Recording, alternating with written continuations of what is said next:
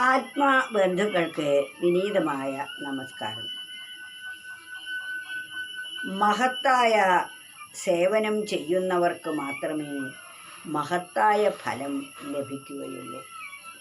പ്രാകൃതമായ കാര്യങ്ങളിൽ മാത്രം നമ്മുടെ വിലയേറിയ ജീവിതത്തെ മുഴുകിക്കൊണ്ടിരുന്നാൽ നാം അല്പം പോലും വിലയില്ലാത്ത പാഴ്വസ്തുവായി മാറുന്നതാണ്. അതിനാൽ നാം എന്തു ചെയ്യണം എന്നാണ് കവി പറയുന്നത്. മഹത്സേവനമാണാർക്കും മോക്ഷത്തിൻ മുഖ്യ കാരണം, വെറും പ്രാകൃത സംസർഗം നരകത്തിനുമാവിധം. മഹത്സേവനമാണാർക്കും, ഏതൊരു മനുഷ്യനും മഹത്തായ സേവനം. മഹത്സേവനം എന്ന് പറഞ്ഞാൽ മഹത്തായ കർമ്മങ്ങൾ, മഹാത്മാക്കളെ സേവിക്കുക, സത്യത്തെ ബോധിച്ച മഹജ്ജനങ്ങൾക്ക് വേണ്ട സേവ ചെയ്യുന്നത് മഹത്തായ ധർമ്മമാണ്. മഹൽ സേവനമാണാർക്കും. അതുപോലെ അവശരും അഗതികളും കഷ്ടപ്പെടുന്നവരുമായവരെ നമ്മളാൽ കഴിയുന്ന വിധത്തിൽ സേവിക്കുന്നതും സഹായിക്കുന്നതും മഹത്സേവനമാണ്. അത്തരത്തിലുള്ള മഹൽ സേവനം ആര് ചെയ്യുന്നുവോ അതാണ് മോക്ഷത്തിനുള്ള മുഖ്യ കാരണം. ഒരു മനുഷ്യ ജീവിതത്തിൽ നേടേണ്ടത് മോക്ഷമാണ്. മോക്ഷം എന്നാൽ മരിച്ചുപോയാൽ കിട്ടുന്ന ഒരവസ്ഥയല്ല. ഇവിടെ ജീവിച്ചിരിക്കുമ്പോൾ തന്നെ നാം പരമസ്വതന്ത്രരായി അനുഭവമാകുന്നതാണ്. അതായത് നമ്മുടെ സ്വരൂപം എന്താണ് എന്ന തിരിച്ചറിവുണ്ടാവലാണ്.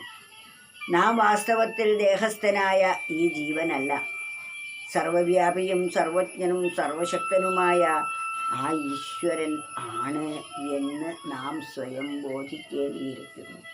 അതിൽ നിന്ന് വേറെ ഒന്നല്ല നാം ആരും തന്നെ.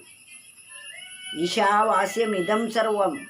ഇവിടെ എല്ലായിടത്തും ഈശ്വരൻ നിറഞ്ഞിരിക്കുന്നു. ആ ഈശ്വരൻ നമ്മളിൽ എല്ലാവരിലും ഇല്ലേ? അതിൽ മാത്രം എങ്ങനെ അത് ഇല്ലാതെ ആകും? എന്നിലും നിന്നിലും സർവചരാചരങ്ങളിലും അതാണെന്ന ബോധമാണ് നമുക്കുണ്ടാവേണ്ടത്. അതാണ് അങ്ങനെ അർഹതപ്പെട്ട വ്യക്തികളെ സേവിക്കുന്നത് തന്നെയാണ് മഹത്സേവനം. മഹത്സേവനമാണാർക്കും മോക്ഷത്തിൻ മുഖ്യ കാരണം. മോക്ഷത്തിനുള്ള മുഖ്യമായ കാരണം മഹത് സേവനമാണ്. ഏതൊരു വ്യക്തിക്കും ചെയ്യേണ്ടത് അതാണ്. വെറും പ്രാകൃത സംസർഗം. പ്രാകൃതന്മാരായ സാധാരണ മനുഷ്യരുമായുള്ള സംസർഗം ദുഃഖത്തിന് മാത്രമേ കാരണമാകൂ. അതാണ് നരകം എന്ന് പറയുന്നത്. നമുക്കെപ്പോൾ ദുഃഖമുണ്ടാകുന്നുവോ ആ നിമിഷത്തിൽ നാം നരകത്തിലാണ്. എപ്പോഴാണോ നമുക്ക് പരമമായ സുഖമുണ്ടാവുന്നത് അപ്പോൾ നാം സ്വർഗത്തിലുമാണ്. ഇതാണ് സ്വർഗവും നരകവും. ഈ സുഖം അധികകാലം നിലനിൽക്കുന്നതല്ല, ദുഃഖവും അധികകാലം നിലനിൽക്കുകയില്ല. സുഖം വരും പോകും, ദുഃഖം വരും പോകും.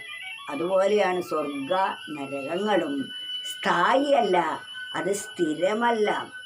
സ്ഥായിയായ സുഖം ആത്മാവിൻ്റേതാണ്. അതിനിതെല്ലാം ഇതിൽ കുടുങ്ങിയാൽ നമുക്കതൊരിക്കലും അറിയുകയില്ല.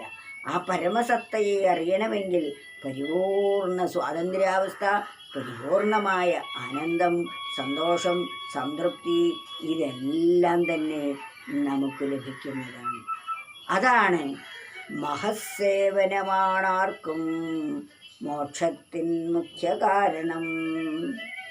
വെറും പ്രാകൃത സംസർഗം.